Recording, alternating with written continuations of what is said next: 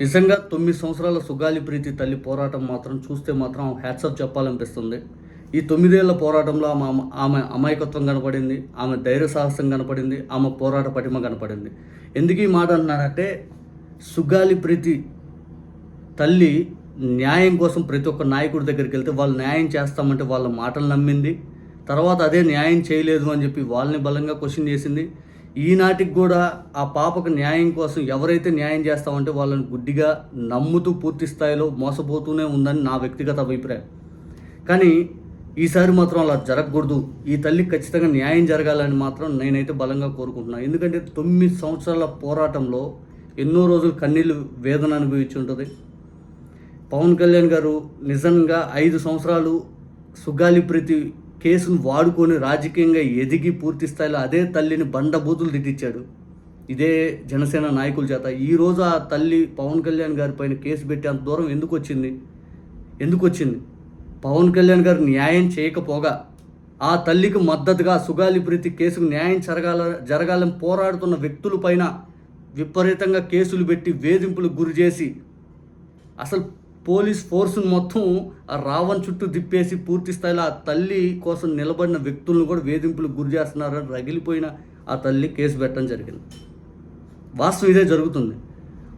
ప్రతి ఒక్క నాయకుడిని నమ్మింది, చేస్తారని చెప్పి అందరికంటే కూడా పవన్ కళ్యాణ్ గారిని ఎక్కువ నమ్మింది. ఈరోజు అదే పవన్ కళ్యాణ్ గారు కేసు పెట్టించుకునే పరిస్థితికి ఎందుకు వచ్చాడంటే, అధికారంలోకి వచ్చాక ఆయన మాటలు పూర్తి స్థాయిలో మార్చేశారు. ప్రతిపక్షంలో ఉన్నప్పుడు సుగాలి ప్రీతి అని చెప్పి ఎక్కడికి పోయిన ఊరు వాడ ఆ పాప పేరు చెప్పి ఆయన రాజకీయం నడిపాడు. ఆడవాళ్ళ పైన రాజకీయం చేశాడు. ఇంకా పబ్లిక్గా చెప్పాలంటే 33,000 మంది అమ్మాయిలు 5 అని చెప్పి దారుణమైన మాటలు మాట్లాడి ఈ రాష్ట్రంలో ఆడబిడ్డల తల్లిదండ్రులు మానసిక వేదనకు గురయ్యేలా చేశాడు. 3 తీసుకొచ్చాడా? ఒక్కరినన్నా తీసుకొచ్చాడా? అసలు ఊరు వాడ సుగాలి ప్రీతి అని చెప్పి ఆ పాప కేసును వాడుకొని రాజకీయంగా పబ్లిసిటీ వేరే లెవెల్లో తెచ్చుకొని యూత్ని నోటర్లోని అట్రాక్ట్ చేసి నేను ఒక వీరుణ్ణి సూర్యుడిని, నా అంత మంచోడు లేడు, నా పార్టీ ఆ కేసు సాల్వ్ చెబుతుంది ఎందుకనే రేంజ్లో విర్రవీగాడు.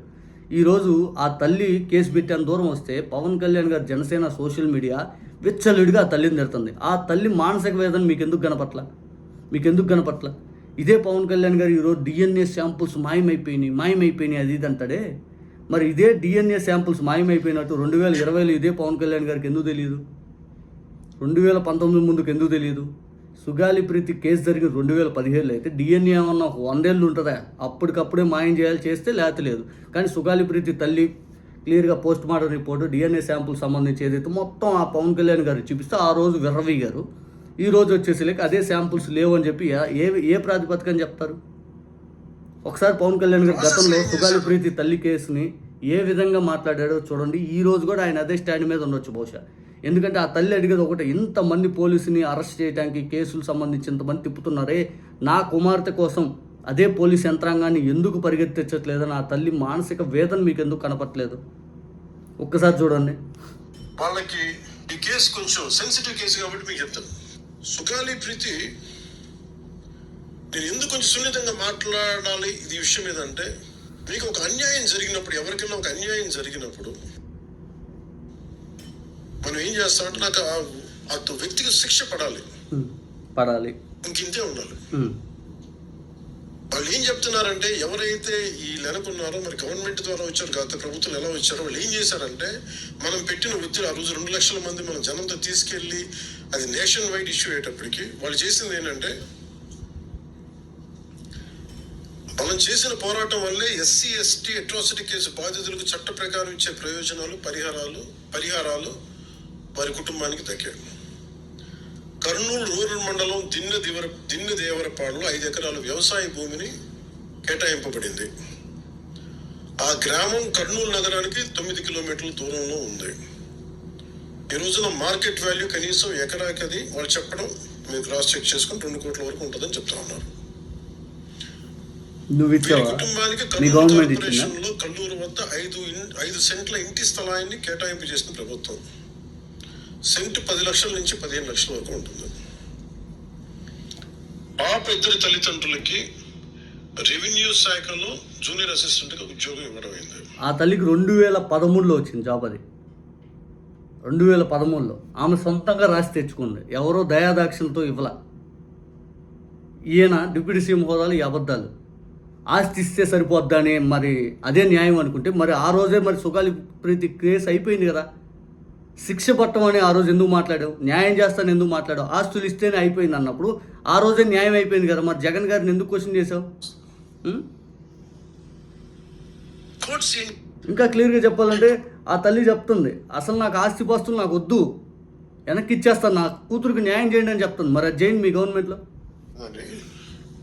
సిఐడి చీఫ్ని నేనే తెలియజేశాను. డీజీపీ గారికి పంపించాను, అప్పుడు డీజీపీ గారికి తిరుమలరావు గారు, అలాగే సిఐడి అధికారులకు చెప్పాను, ఉన్నతాధికారికి, హోమ్ మినిస్టర్ గారికి చెప్పాను. ఇవన్నీ చెప్తే పోలీసు సిఐడి వాళ్ళు చెప్పింది ఏంటంటే అసలు అప్పట్లోనే ఎవరైతే దీని వెనక కుట్ర వెనక ఉంది ఇవన్నీ చెప్తున్నారో ఏ డిఎన్ఏ తారుమారు చేశారు. ఎలా తారుమారు చేసి ఉండాలి? ఈ ఒత్తిడిలో వీళ్ళకి భూములు అవి ఇవి ఇచ్చేసి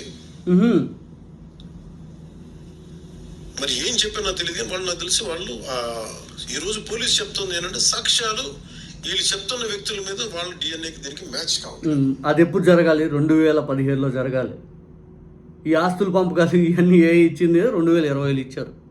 అంటే 3-4 ఏళ్ళు ఆ డిఎన్ఏ బతుకుంటుంది. ఇంకా ఎట్లా ఎవరు చెప్తున్నారు పవన్ కళ్యాణ్ గారు గత ప్రభుత్వం అని చెప్పి చివరాఖరికి మీరు రాజకీయంగా ఎదుగుదలకు వాడుకున్న కేసు కూడా ఇంత రకంగా నీరు గారుస్తుంటే ఆ తల్లి కన్నీటి వ్యధ మీకు కనపట్ల. అందుకే ఈ చివరాఖరికి ఇంత నమ్మినా కూడా మీ మీద పోలీస్ కేసు పెట్టేంత దూరం వచ్చిందంటే ఆ తల్లి న్యాయం కోసం ప్రతి ఒక్కరు ఆమె మద్దతు తెలిపే ప్రతి ఒక్కరికి నేను మద్దతు తెలపాలనే కాంక్ష కనపడింది. ఆ రోజు మీకు మద్దతు తెలిపినా కూడా నా కూతురికి మీకు మద్దతు తెలుపుతున్నారనే కాంక్ష ఆమె కనపడింది.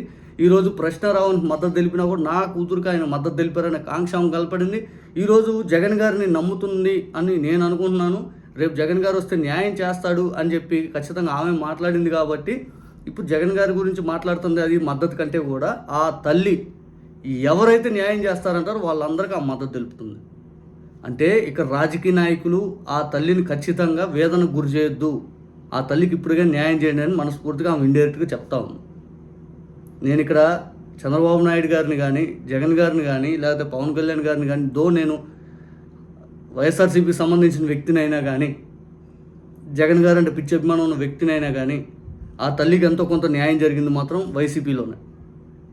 పూర్తిగా న్యాయం జరగలేదని నేను చెప్తా. పూర్తిగా అయితే న్యాయం జరగలే మన గవర్నమెంట్లో అయినా. కానీ ఈసారి మన గవర్నమెంట్లో న్యాయం జరిగిద్దని 100% నేను నమ్ముతున్నా. చేయగలుగుతాం. మన జగన్ గారు ఖచ్చితంగా చేస్తారు.